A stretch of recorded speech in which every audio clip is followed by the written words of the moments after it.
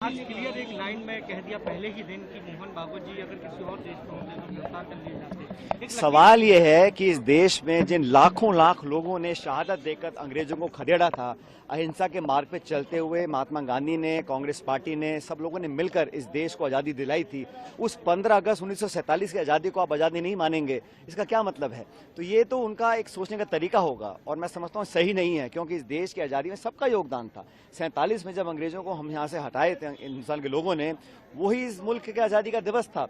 उसके बाद अलग अलग धर्म जाति की बात करना मैं समझता हूँ गलत है। और कहीं ना कहीं जिन लोगों का संविधान में, देश के कानून में, हमारे इतिहास में, संस्कृति में विश्वास है, वो मानते हैं कि देश को आज़ादी जो मिली थी सबके योगदान से मिली थी, उसको अनदेखा करना मैं समझता हूँ बहुत गलत है।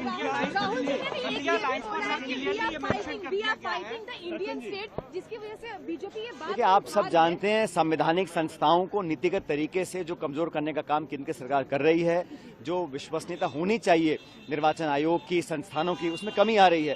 तो हम चाहते हैं कि पारदर्शिता हो और जवाबदेही तय हो। अगर हम लोग को सवाल पूछते हैं सदन के अंदर, सदन के बाहर, उसके जवाब मिलने चाहिए। तो जो संस्थाएं हैं उनको निष्पक्ष, ट्रांसपेरेंट और क्रेडिबल होना पड़ेगा और हम लोग अपना संघर्ष जारी रखेंगे सड़कों पे, सदन के अंदर। एक चीज बताइए, क्या बीजेपी आजादी की लड़ाई को कि कहीं ना कहीं राहुल गांधी इंडियन स्टेट को नीचा दिखाने की कोशिश कर रहे हैं कि बिकॉज़ असली बात यह है कि देश की आज़ादी के संग्राम में भाजपा और उनके सहयोगी जो संस्थाएं और दल थे, उनका कोई योगदान था नहीं।